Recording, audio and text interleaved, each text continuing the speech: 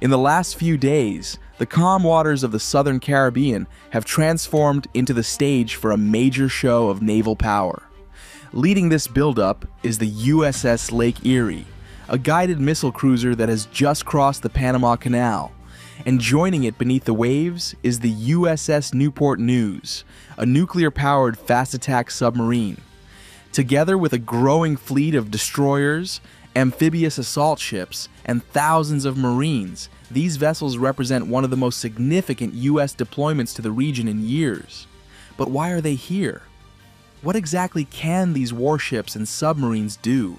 And could even more reinforcements be on the way? Let's dive deep into this dramatic buildup and break down every ship, every capability, and every possible outcome. At the center of this deployment is the USS Lake Erie, a Ticonderoga-class guided missile cruiser. Recently, it passed through the Panama Canal and joined the fleet already in position. The Lake Erie is essentially a floating fortress. It carries the Aegis Combat System, one of the most advanced naval defense networks in the world. Its vertical launch system can fire a wide variety of weapons, from long-range Tomahawk cruise missiles that can strike land targets hundreds of miles away to surface-to-air missiles designed to knock incoming threats out of the sky. This cruiser has already proven its capabilities in real-world tests, intercepting ballistic targets in past missions.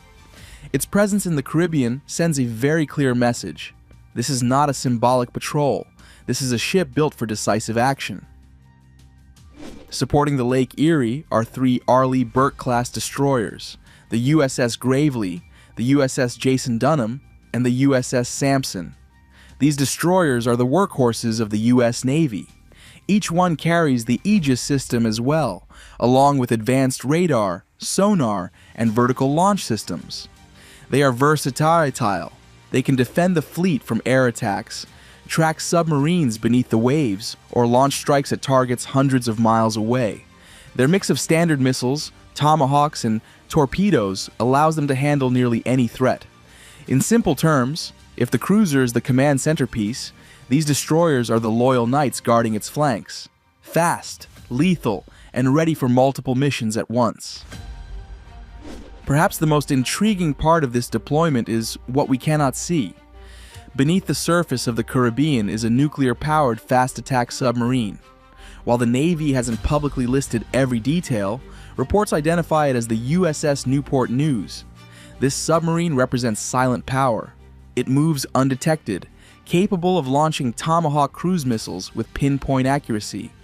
It also carries heavyweight torpedoes that can sink ships before they ever realize they are being hunted. Submarines like this are often described as ghosts of the sea, nearly invisible, always listening, and ready to strike without warning. Its presence adds an unpredictable dimension to the buildup. While warships on the surface are visible demonstrations of force, a submarine adds hidden pressure, reminding everyone that there is always a threat lurking below. Now let's move to the amphibious forces. The U.S. Navy has deployed the Iwo Jima Amphibious Ready Group, a trio of large ships designed to carry Marines and put them ashore anywhere in the region. At the heart of this group is the USS Iwo Jima, an amphibious assault ship that looks like a small aircraft carrier. It can operate helicopters, tilt-rotor aircraft, and even vertical takeoff jets if needed. It carries a full Marine Expeditionary Unit on board, more than 2,000 Marines trained for rapid deployment. Alongside the Iwo Jima are the USS San Antonio and the USS Fort Lauderdale, both amphibious transport docks.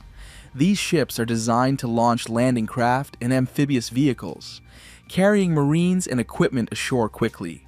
Together, the 3 ships form a highly flexible amphibious strike group, able to respond to crises ranging from evacuations to large-scale landings. When you combine their marine force with the heavy firepower of the cruiser, destroyers, and submarine, the fleet becomes a multi-dimensional powerhouse. But the surface and subsurface units aren't the only assets in play. High above, advanced patrol aircraft, such as the P-8 Poseidon, are providing surveillance and coordination.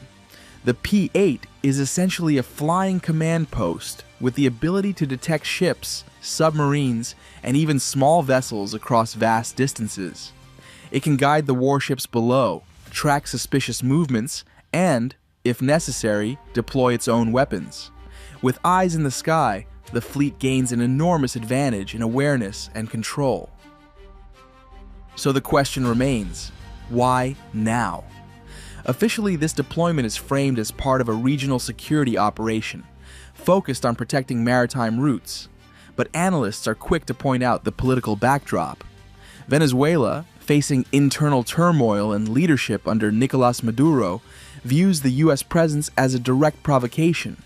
Some experts argue this is an act of gunboat diplomacy, sending a message not only to Caracas, but to the entire region. The U.S. Navy can project overwhelming power at will.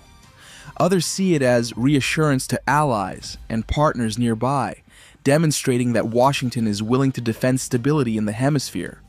Whatever the interpretation, one thing is certain: this fleet isn't just passing by.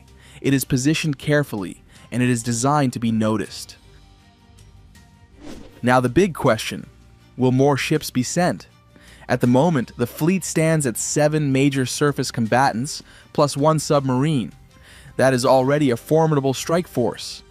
Analysts note that it rivals some entire national navies in size and capability. There has been no official announcement of further reinforcements, but military experts caution that additional units could be rotated in if tensions rise. Aircraft carriers, for instance, have not yet appeared in this deployment. If a carrier strike group were added, the balance of power would shift dramatically. For now, though, the presence of this many ships, cruisers, destroyers, amphibious assault ships, and a submarine already creates significant pressure and influence.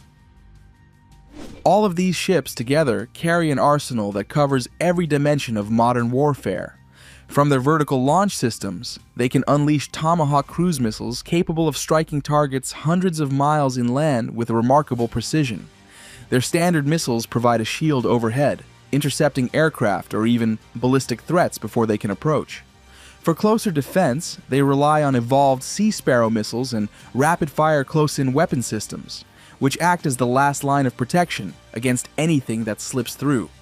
Beneath the surface, the nuclear submarine brings its own silent power, armed with heavyweight torpedoes that can take down enemy vessels without ever being detected. And let's not forget the Marines embarked on the amphibious group, equipped with armored vehicles, artillery, and helicopters. They extend the reach of this naval force from the sea to the shore. Put together, this floating arsenal is not just about raw firepower, but about flexibility. The ability to respond decisively in the air, on land, across the sea, and even under it. As expected, Venezuela has condemned the arrival of these warships, calling it a violation of its sovereignty and an act of intimidation. Local state media portrays it as an imperial move. On the other hand, U.S. officials emphasize that the deployment is strictly about securing the region. Neighboring countries are watching closely. Some welcome the increased security presence, while others fear it could escalate tensions. The Caribbean has seen deployments before, but rarely on this scale, with so many different types of warships working together. If you enjoyed this deep dive into the naval buildup, make sure to hit that like button, subscribe, and ring the notification bell. In our next episode, we'll explore how regional players like Colombia, Cuba, and Caribbean island nations are reacting to this show of force. Stay tuned. You won't want to miss it.